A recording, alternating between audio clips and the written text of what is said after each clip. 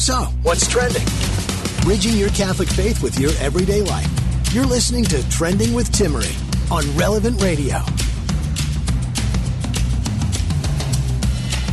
Good evening. This is Stacy Trasancos in for Timmerie in this really strange February that we are having down here in Texas.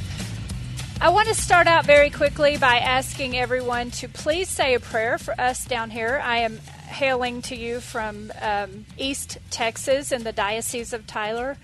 And we are all like, what happened? Because we couldn't even go to church yesterday because the snow. There's snow. There's like, we got almost a foot here where I live in a little place called Hideaway, Texas. And although my family lived in New York and Massachusetts for many years, us Texans down here don't quite know what to do with the snow, and so we've been without electricity for a long time. Our family has been fine, but hundreds and almost thousands of people around us have not got electricity, and now our water pipes are breaking, and we don't even have water. So it's kind of rough down here. We're hoping for things to lighten up a little bit during this Lent. But I would appreciate some prayers for all the people who are suffering down here, but hopefully we're almost to the end of it.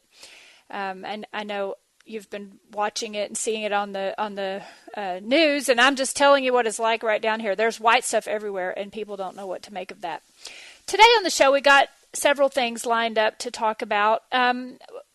Talking about an article in the Atlantic about what you gain when you give things up. So it's very popular to talk about fasting and the virtue of temperance during Lent, but it's an ever new virtue to talk about. I mean, that's what virtue is. We practice it during our whole lives, and so we never quite perfect it, but we always try to do better. So I don't think you can ever exhaust that topic. I know myself, you may feel the same way, and I would like to hear from you today that it's always in each stage of life wondering how you can better become the master of yourself. And that's what this article is about in the Atlantic, what you gain when you give things up.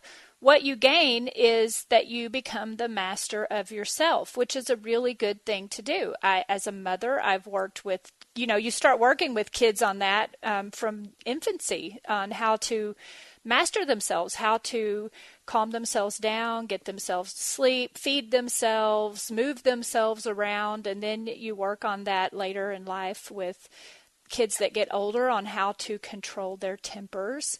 Moms, dads, you know what I'm talking about, how to control their tempers, how to control what comes out of their mouths and to deal with their emotions, and not have temper tantrums. But you also have to work with kids on how to not eat the whole box of donuts or the whole box of cookies, and how to make choices that are healthy for you. Well, you can get really sophisticated with this topic. And this article in the Atlantic does add some science to it. We like science, right? Add some secular flavor to it, but and it's really cool to go through things like that because this is human nature being human. These are people coming to grips. I always love it when science discovers something the church has been teaching ever since the church started. So it's always really interesting. I'm like, the Catholic Church scooped you there, Mr. Scientist. And this is another such case, like the scientists are figuring out that it's really good for our happiness, and that is something scientists try to quantify, which is difficult, but that's another story. They're trying to measure the happiness in people, and they find that when you do without, when you learn to control your desires, that it makes you happier. And this is all classic Catholic teaching. So that's what we start learning. But it's really neat how it fits together because the truth cannot contradict the truth, right? So when science discovers something that's true, a lot of times I start nodding my head like, yep, the church teaches that. Actually, I'm a convert, so a lot of these things. I heard the church teaches it, and I'm like, that makes so much sense. Anyway, we'll dive into that in just a little bit. Let me tell you about the other two topics first. We're also going to talk about more science. Sorry. I love the things that happen in science. We're going to talk about smart clothing. So not just smartphones, but smart clothing. And it all gets back to this nanotechnology revolution, but it's kind of funny, again, because the BBC has an article, Smart Materials from Tiny Robots to Color Swapping Clothes, and it sounds a bit ominous, and it sounds kind of science fiction-y, and it sounds like things are happening really fast, and we got to do some bioethical head-scratching to figure out what's going on here. It's kind of funny to me because I've been doing nanotechnology back. I remember when that word first came along. I was a budding chemist at the time, and I became a chemist because I wanted to do nanotechnology. I thought it was really cool, but then I realized what it actually is. It's just chemistry. I am a snob when it comes to chemistry. I think if you're going to do science, you need to know chemistry. But we'll go into that because as you see these products coming out, like we talk about smartphones, and I have literally heard a famous neuroscientist and atheist say that phones are not reducible to their materials, that phones have some kind of consciousness. And it's a hoot because that's not true. Phones are just doing chemistry. It's a bunch of atoms and molecules doing what they're supposed to do. They don't have minds. They don't have a consciousness beyond it all. They just don't. They're not alive. And so when we get these really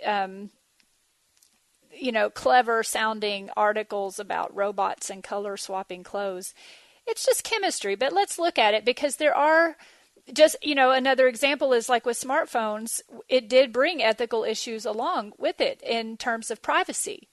And, if you thought you were never alone standing on a street corner, you're really never alone now when you have your phone out. And there are things that we have to think about. So this is about keeping up with the times, but it's also really cool. Smart clothing, smart materials and bridges that can heal themselves. It's pretty cool stuff. So it's good to stay up on that.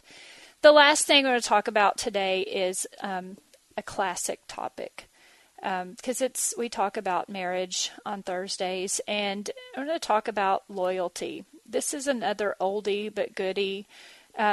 Patriotism, loyalty, what are those two different things? And want to use some of the teaching from Reverend Martin Scott, a priest who wrote about this back in the late 30s, and talk about what that means to be loyal to the church versus patriotic to your country, and what that might help us today as we navigate all the things that are going on in our country and in our church. So it's some very fundamental stuff, but very important things that we will talk about as we head into the nighttime here.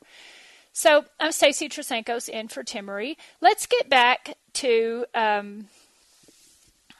Lent. So I would like to hear your calls. I know you are probably going through self-sacrifice right now. You've decided what you're going to give up for Lent or do for Lent. We're all fasting. We fasted yesterday. We're fasting again tomorrow. I would love to hear from you, callers. It's 888-914-9149. 888-914-9149. Call in and talk to me and tell me about some of the things you're doing to become a master of yourself during Lent.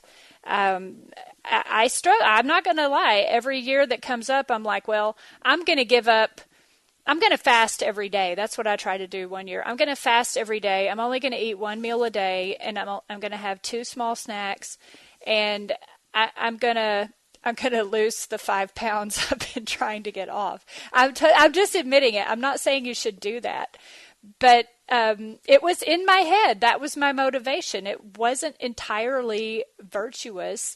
I was hoping to I'm kind of like a multitasker. If I'm going to be fasting for Lent, I may as well try to catch up on that weight loss I was going to do.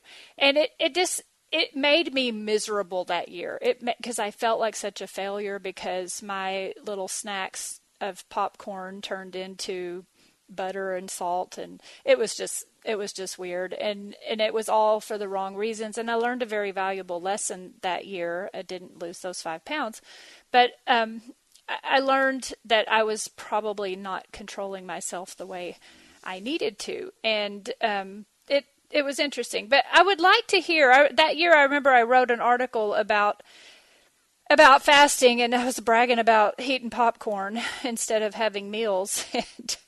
And I was giving my own advice. I would love to hear your advice for being the master of yourself during Lent. Like, what are things that help you stay motivated? Temperance, fasting is part of the virtue of temperance.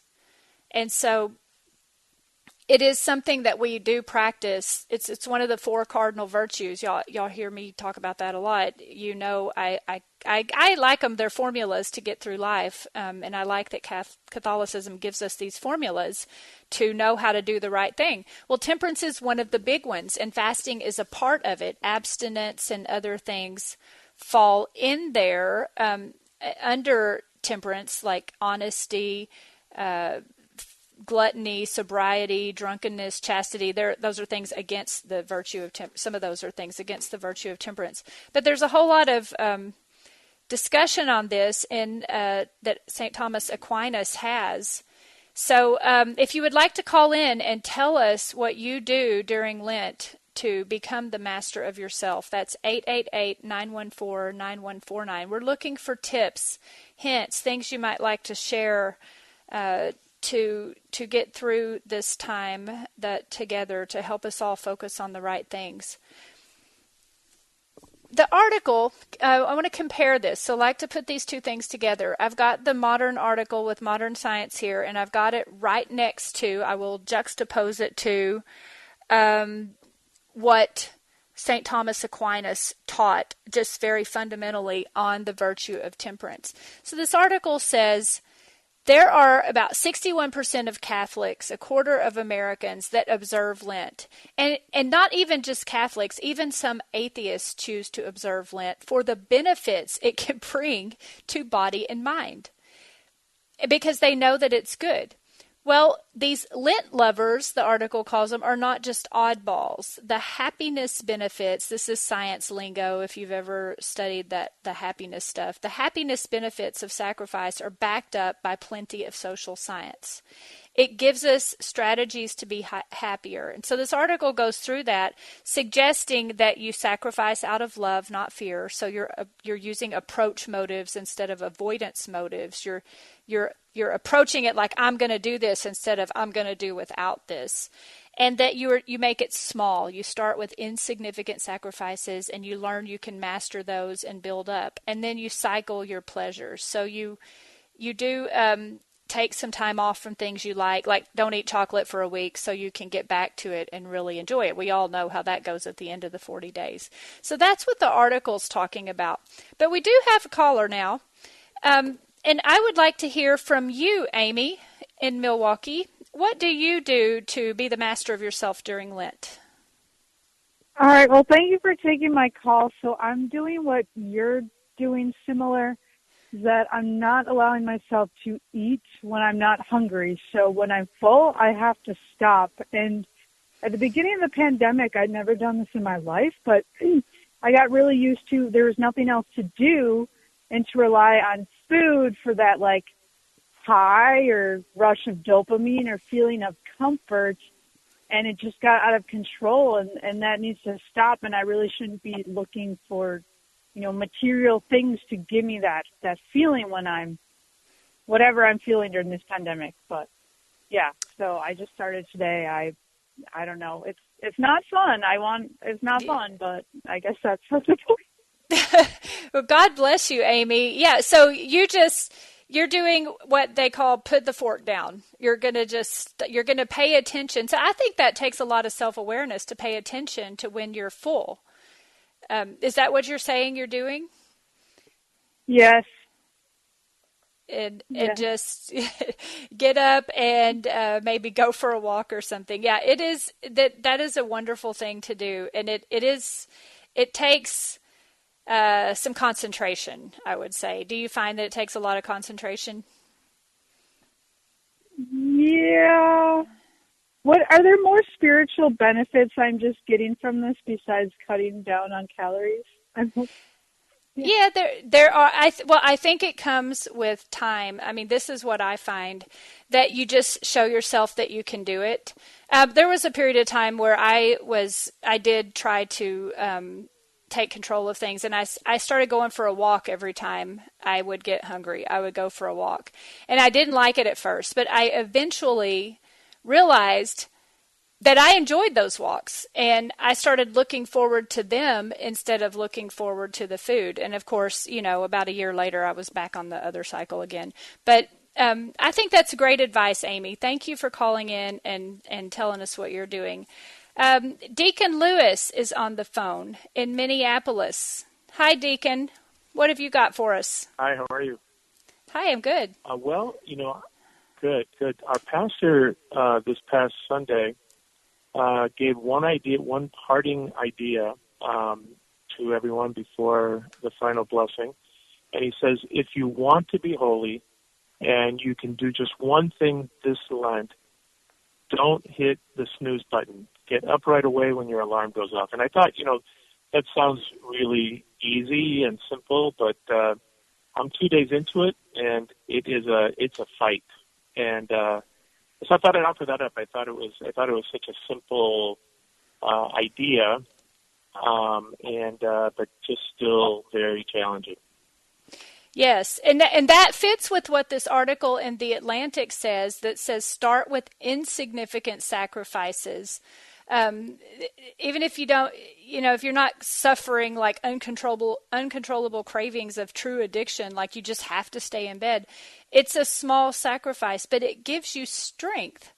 That's what the article is saying, and I agree with that. It gives you a small voluntary sacrifice, strengthens the will by giving you evidence that you have more self-control than you might think. Do you agree with that, Deacon? Oh, absolutely. And I'm just a couple days into it, and I'm already starting to find that that's true. There seems to be more freedom already. That's great. Yeah, that's the thing, that we're not then enslaved by our passions or. And I like that. Thank you. And I'm going to try to do that too. I'm going to try to get up the first time the alarm goes off. It's been hard down here because nobody's going anywhere. So we tend to want to stay in bed with all the snow in Texas. Thank you so much for calling in, Deacon. We have another caller on the line. Let's see. Renee in Reno is giving up TV. Ooh. Hi, Renee. Hi, Ray. Actually, hi, how are you? Actually, it is Ray, R-A-E. Ray. Yeah. I know it's different. It's pretty. TV. I got myself into a situation. I took care of my husband for 10 years with Alzheimer's. He passed away last January, not this January. And I sat and watched TV a lot with him, and I just couldn't get out of the rut.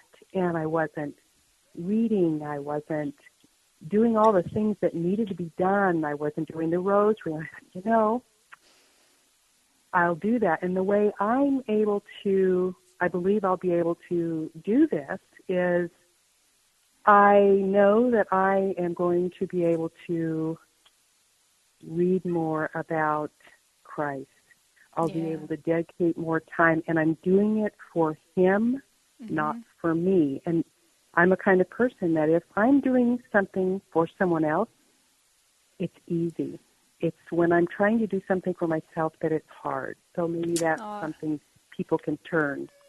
Yeah, no, and that's beautiful. That fits with this article too, sacrifice out of love, not fear. That's the number one thing that the social scientists are saying it works, is that you're approaching it with a positive end in your relationship, a positive goal in your relationship, instead of the attitude of a negative circumstance where you're going to be avoiding something.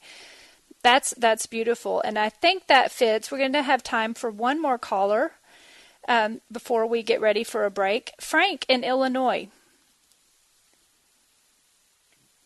Hey, love this topic. The first thing is, you say start out with small and significant things, but we always take heart that no matter what kind of sacrifice we do, and God definitely glorifies that. And speaking of technology, I am setting my phone because, as a father, I want to spend more quality time with my wife and my daughter and my son. And we have a tendency at certain times at night, everybody's doing their own thing, whether it's on the computer or the phone. So I'm, using my phone to set an alarm saying, this is the time of night where, if it's not around the dinner table, I want to be able to connect with, with each one of my families, and I don't get sucked into a TV show, or I don't get sucked into looking at Facebook, or I don't get sucked into any of these other things that aren't really, adding value. And using my phone as a way to do that, I'll close the alarm. I know, hey, you need to be doing these other things that are more important. So. That's great. That's a great way to use that smartphone, Frank. And that fits with what Ray was saying. Thank you for calling in. And before we head to the break, with this great advice that our callers have been giving us in the context of this article about happiness and being the master of ourselves, it's really lovely that we're thinking about other people. St. Thomas Aquinas, just to put the icing on the cake here before we head to the break. St. Thomas Aquinas says that it seems like it's not a virtue to give up things that are naturally pleasurable to us. But he reminds us that we are not animals. We're not like the cow that goes in the barn and eats the whole bag of feed because it's there and we want to. We can think. And so what's actually natural to us is not to have all the pleasures that we can think of. What's natural to us is to have our reason, to use our reason and to perfect our reason so that we practice prudence and we make decisions about what's good for us. So a cow would never say, well, I'm not going to have all that feed today because it's not good for me. But we can. We can actually make a decision about what's good for us, and we can choose to give up things. So it all fits together. Thank you for calling in. We'll be back after the break to talk about smart clothes and smart materials. I'm Stacy Trasancos. See you in a little while.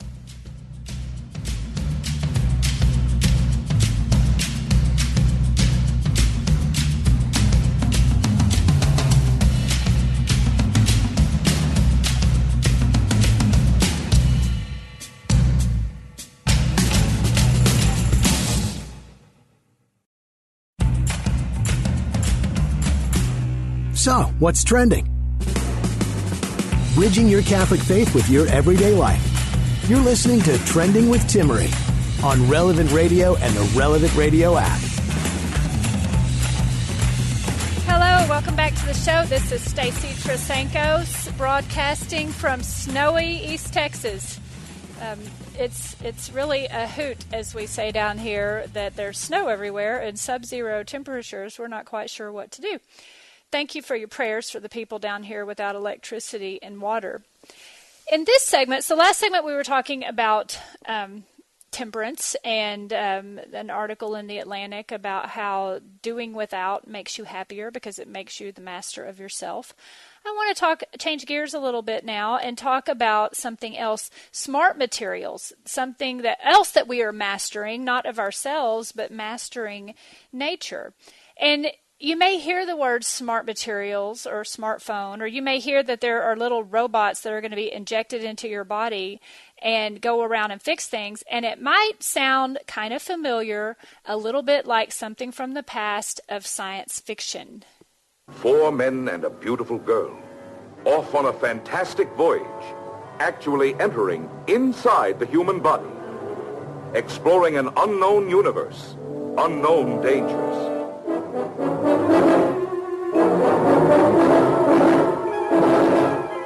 They're tightening. I can't breathe. 24 seconds left. After that, you're in danger of attack. If you thought it was too late to discover something entirely new on the screen, Fantastic Voyage will be a stunning experience.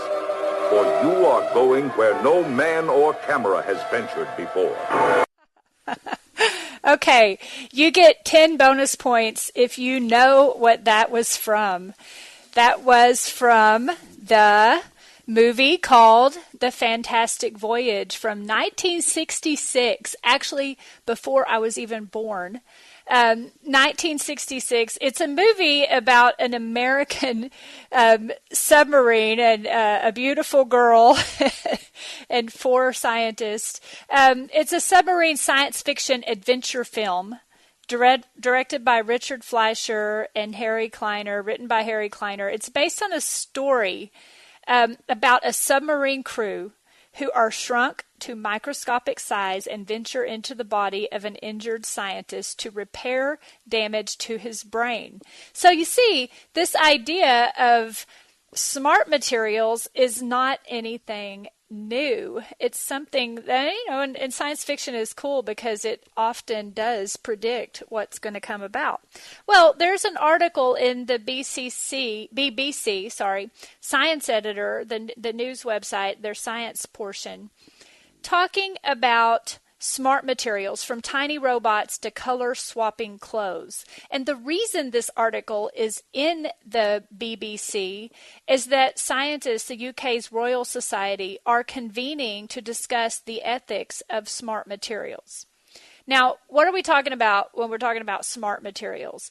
It sounds like, okay, I hate to break it to you, but it's really just chemistry, okay? It sounds like little robots going into your body, but it's pretty sophisticated chemistry. It's chemistry like it's putting things in your body, doing things that hasn't been done before. It's a little bit like, not to get all off onto the COVID-19 vaccine issue, but if you remember the discussions about the mRNA vaccines, it's a new kind of vaccine. It's a little molecule of mRNA that tells your body to make a protein, and the protein is an antigen, which causes the body to build up antibodies. An antigen is an antibody generator. So it's just at the molecular level, but it's pretty sophisticated that we can control nature to the point that we can tell molecules to do things. And the most sophisticated smart material we have at all right now, I would say, are these smartphones, because it's pretty cool what a smartphone can do. I mean, I know we just use them and tap our screens. We don't think about what's happening. We drive cars and don't think about what's happening, but it's very sophisticated what happens. Well, with these molecular materials, first of all, it's not any kind of science fiction. It's just very good chemistry. And they're talking about everything from little capsules that are put into concrete that can repair a bridge. So what does it do? Well, a bridge starts to break or starts to crack, and it causes, just kind of like a heat pack or a cold pack ruptures a membrane, it causes the capsules to break open, and there are things in there like bacteria that will produce as a waste product some minerals that will help fill in the crack on the bridge, so it's self-repairing, because the crack causes the capsule to break open, and the things in the capsule produce some filler material that fills in the crack. And so if the crack never happens, those capsules never break open, and they're going to be there. But you're probably already thinking ahead, wait a minute, like, how do you know it's going to work? How do you know it's not going to fail? Well, that's where all the regulation comes in. There has to be new standards for materials to make sure that, for example, bridges stay safe. It goes beyond that, though. That sounds pretty innocuous, but it goes beyond that into even your clothing. There can be little sensors, microscopic sensors that can be put on clothing as an additive that could read electrical impulses. So if you've got an injured shoulder or something and something needs to monitor your movements, the shirt you're wearing could give off data from electrical impulses or movements, or changing movement can give off data. So it's things like that. And obviously then you're playing that forward. What about if those things are in our clothing and we don't know it, and people are gathering more data from us than we realize, kind of like when we do Google searches? Well, that could happen, and that's why they're talking about it. That's why they're trying to figure out what are the ethics of these kind of things. And also with medicines. So when they say little robots going in, it's not so much robots. I mean, even to go back to something we're familiar with, the coronavirus vaccine, those mRNA, the little mRNA molecules that produce the spike protein are encapsulated in something called a nanolipid. So you see that language again. It's just really an oil drop, but they had to formulate it. So that's where the chemistry comes in. They had to formulate it so that the oil drop would protect the mRNA molecule from disintegrating so that it would last long enough to make the spike protein to do what it's supposed to do in the body. So it's chemistry. But it's still things that we're putting into our bodies that we don't normally put into our bodies. So there are ethics that have to be considered. They're not just safety regulations, but what kind of data is going to be gathered. So that's what we're talking about with nanomaterials. And I just want to give you, so let me fill in. We went back to 1966 with the Fantastic Voyage into the scientist's body to repair his brain. And now we're talking about this new article in the BBC. In the middle there, I just want to tell you a little bit more about something like this. I used to work as a chemist for DuPont spandex. And you may not think about it this way, but lycra spandex, like if you have stretch jeans, or stretchy t-shirts, or undergarments, socks, pantyhose, lycra, any swimming suits, anything that lycra spandex is in, it's actually what we would call a smart material. It's an elastic. It's like rubber. It stretches, but the reason it stretches is that part of it is a solid and part of the polymer is a liquid. And so the liquid flows, but the solid pieces keep it from breaking. So that's how come it stretches and then goes back to its original shape. And it's a pretty sophisticated material. You may remember another nanotechnology that came along and affected our clothing. So I'm telling you this to sort of ease your mind that we're not talking about anything too weird here, but there could be ethical ramifications later down the road. But I don't know if you remember the Dockers pants that wouldn't get wet. Like there were commercials where the guy's on a date and he spills wine on his pants and he thinks, oh no, I'm going to have to go home because my pants are going to have red wine all over them. But lo and behold, the pants just repel the wine. The wine rolls right off of them. And his pants don't get stained. They're stain resistant. There was a whole movement back in the 90s. See, I said it's in the middle. In the 90s where we were considering things like that. And all it was Teflon. So it was Teflon. You take, that stuff that keeps things from sticking in your pots and pans. Well, it wasn't fixed on the cotton fibers the same way we fix it onto steel pans. But similarly, we would take a piece of that Teflon molecule, Teflon being this polytetrafluoroethylene. It has carbons and fluorines on it. And the fluorines are the things that repel. And so they would take a little piece of it and stick it onto the cotton fibers. And it wouldn't be chemically bonded. It would just be stuck on, kind of like tape. And so it would wash off eventually. And if you remember all that, you probably bought some pants like that. And indeed, when you first buy them, the water just runs off of them like they're waterproof, but it wears down over time. But that was nanotechnology back in the 90s. And so it hasn't lasted. It hasn't lasted because I was working on that and they tried to do it to shirts. And you can imagine what happens if you're wearing a shirt that repels water. That's great on the outside, but on the inside, if it's hot, it's not so great. So you got like sweat pooling up around the band of your pants because your shirt is not breathable.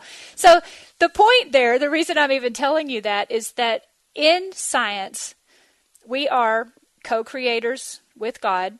We are moving atoms and molecules around in ways that they wouldn't have moved around on their own. And we a lot of times mimic what happens in nature. We're copying God's handiwork. But here's the thing. Whenever we do something, there are always unintended consequences as well.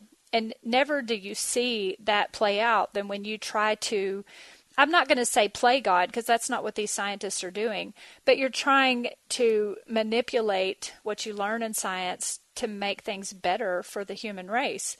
And it doesn't always go exactly as you planned. What does that have to do with right now in this article in the BBC? Well, it means pay attention to this stuff. That's why we're talking about it now. Pay attention to these things and these developments. I remember when cell phones first started coming along, I was thinking ahead, where's this going to go? Where's this going to go? When Google search engines came along. If you pay attention and you keep your head about you as a Catholic, you can help chart the way forward for humanity. And I mean, whether you're even just like, voice to text, we have our voice. I mean, I don't know if you've paid attention to how that's gone. It used to be really clunky, and now it's really good. We can talk in our cars.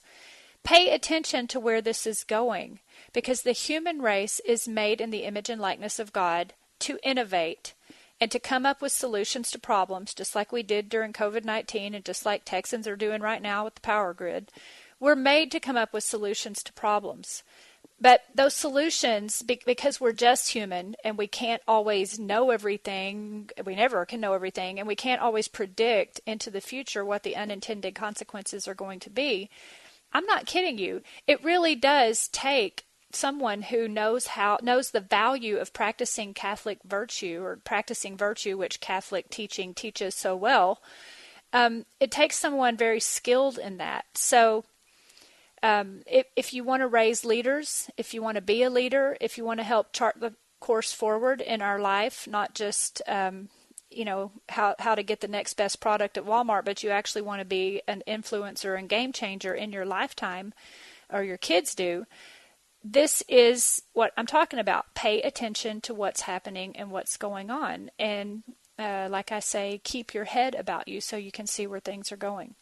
So that's a little lesson. Maybe wasn't quite what you were expecting, but I think these things are fun to keep up with and necessary to pay attention to, so that we're not caught off guard when things happen. I'm Stacy Trasancos. We're going to head out for another break. We'll be back to talk about loyalty after the break. See you then.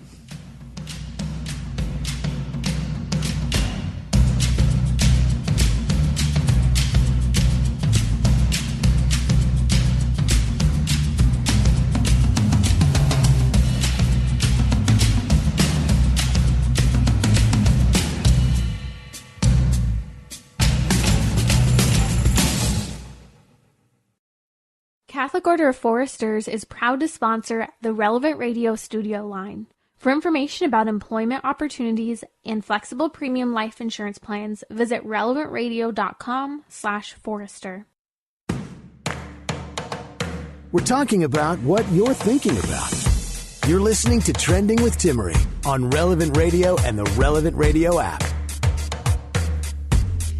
Welcome back to the show. This is Stacy Trasancos in for Timmerie this evening. And before the break, we were talking about smart materials and paying attention to what's going on in technology as part of living the Christian life. We have a caller that has something to say about that. Gianni, welcome to the show. Oh, well, thank you for taking my call.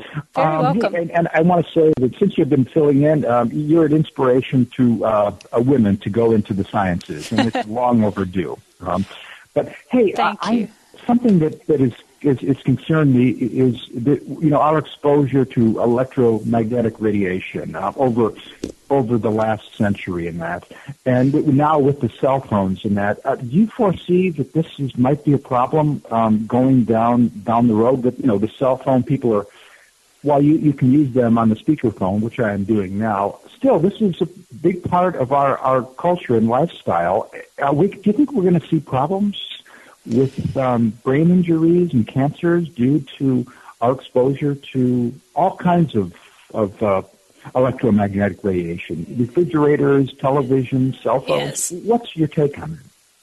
Here's my take, and so this isn't something that I have intentionally studied a whole lot about because, just to preface this, when my kids were small, I started doing things like that, and it made me crazy. I was getting to the point where I was afraid to do anything because there was some contaminant in the plastic cups or something I was doing. And so I had to stop with all of that. But here is my take, Gianni, on the radiation. I know this from having worked in the industry. I mean, as a research scientist, we kind of are always living the experiment. And I'm not saying that to scare anyone, but there are unforeseen consequences in just about everything we make a decision to use. And it is impossible to fully know. So, I used to be afraid to carry my cell phone in my back pocket because I was afraid I was going to get cancer back there or something, if I had it there too long. But then I realized there is, first of all, it sounds like a cop-out too, there's radiation all around us. I mean, we live immersed. Radiation is natural. We live immersed in radiation. However, at the same time, like you pointed out, we are making radiation in ways and using it in ways that isn't, I want to say natural, and by natural I mean if, like on Mars, it wouldn't happen without the intervention of the human person, wouldn't be happening. And so there's only one way to fully get that answer would be to have controls where you had people growing up with none of these devices and people growing up with these devices, and probably in parts of the world you could find that. But somebody would have to do an intentional study to compare the two things. But how we are right now, the truth is, we just really don't know exactly what all the effects of that. And it gives me pause. It does. I mean, when I'm eating a piece of bologna, I'm not sure what all I'm putting into my body. When I eat a lot of things, I'm thinking about how preservatives are part of my life. And when I use the cell phone, I do think about it when I'm staring at that screen all the time. This is not something that the generation before me did. And so I don't really know. I can just tell you, having worked in the industry, that a lot of times they're just people too, and they're focused on the bottom line, the market, getting products out to the market, studying the market. And the scientists there aren't always able to think through every possible effect or consequence on the people that use the product. So it's kind of just the way we live. How does that sound, Gianni? Does that sound like not a good answer? No. It sounds like a very plausible and common sense answer. And I guess the reason I asked this is for a couple decades I was sleeping on the other side of a wall with a refrigerator running all the time, and I've since. Now I unplug my refrigerator at nighttime, so I'm not exposed to that radiation, which was just a couple of feet from my head. And I'm thinking, all these years I've been so close to this refrigerator, and by the way, it's off now. But I think that is something I should have done long ago. And who knows? I'm 56, so who knows if it was harmful to me. But the appliances that we are associated with and exposed to, it's very atypical in human history. We're at a very different point now. So. Mm-hmm. Yep, we're sort of swimming all around in radiation all around us, these electromagnetic fields. But yeah, it's something to think about and to try. I know people that don't use microwaves. We do, but there's microwaves, radio waves, gamma waves. There's all kinds of radiation all around us. So there are also angels all around us. So maybe ask the angels for protection from the radiation. Thank you, Gianni, though, for bringing that up. I think that was a good thing to add to the conversation. I want to switch gears right here at the end of the show as we're getting ready to wrap up, and just say a few words about loyalty. I thought these words were very beautiful. They're from a priest. His name is, you probably heard of him, Reverend Martin Jerome Scott, S.J. He was an American priest of the Society of Jesus, and he wrote a number of pamphlets and books. And the one I'm looking at now, I believe it was from 1938, so it's been around for a while. It's posted at Catholic Answers, by the way. They have it on their website. It's called Loyalty to the Church. In the context, just to say a little bit about marriage, I mean, I think about marriage every day, all the time, because I am married, and it is one of the most difficult and most wonderful relationships of my life, because I'm so close to my husband, and we're so vulnerable to each other. But he's talking about patriotism compared to loyalty to the church, and it's really beautiful. I just want to leave you with some of the things that he said. A patriot doesn't go around saying, what is the government making me do? What is the government going to allow me to have? A patriot loves his country. A patriot wants to serve his country. He wants to add. He wants to do something. He's not just avoiding violations. He's working to help there be law and order. And he doesn't do it because he's forced. He does it out of love. He wants to be additive to his country. He wants to uphold her good name at any cost. If something tries to destroy his country, he will fight to protect his country. And Father Scott was putting this in the context of loyalty to the church. So it's ramped up, right? All these secular things, just like we were talking about doing without to be the master of yourself, it's really for a bigger and greater reason. Our goal of everything we do, even if you're trying to pick out the best brand of mayonnaise to buy at Walmart, our goal in everything we do is all flowing towards that ultimate destiny of making it to heaven. We're trying to get to heaven, and we're trying to take as many people there along with us as we can. And so if you're loyal to the church, you don't go around saying, what do I have to do during Lent? What do I have to do? And I think Americans, you probably think, well, I don't know what you think, but I'm just guessing. You might think, well, I know this. I talk about it all the time. But think about what it is we're doing here, because we're seeing a lot of American Catholics all over the world really start to ask what it means to be loyal to the church, because the pandemic said you don't have to go to church all the time. You can do spiritual communion. And now down here in Texas, we couldn't even go to church yesterday for Ash Wednesday. What does it mean to be loyal to the church? It's even more than being patriotic to your nation. Being loyal to the church means you're not just abiding by church teaching because that's what the church says you have to do. You're doing it because you love Christ. You're doing it because you are loyal to this institution. You're not tearing the institution apart. You're not dividing the body of Christ.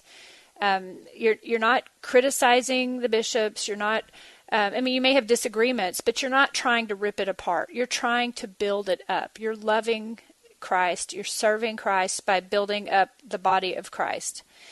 And so you, like the Father Scott gives several examples, like when it comes to Catholic schools, you're helping make them better. When it comes to building civilization, you're ultimately patriotic to your nation because you're loyal to the church. You're helping to build civilization so that the whole country, even people who are not Christian, are living by the truth, the natural law. So people are living according to what's right and what's good. Just like I said, just like St. Thomas Aquinas said about fasting and temperance, it's not natural to us to just eat the whole bag of donuts. It's natural to us to use our reason and perfect our reason and make a good decision about a donut or what we're going to eat. Likewise, in our nation and in our church right now. And so I don't know how what plays out for you in your particular situation, but I love that attitude he's talking about, being loyal to the church out of love. We're doing what we can, not just because we have to. We're doing it for the greater good. And so keep that in mind. We know that eventually success will crown the church's efforts. The gates of hell will not prevail. Loyal Catholics are the chivalry of Christianity. I'm Stacy Trasancos. I will see you next week. Be blessed and have a great Lent.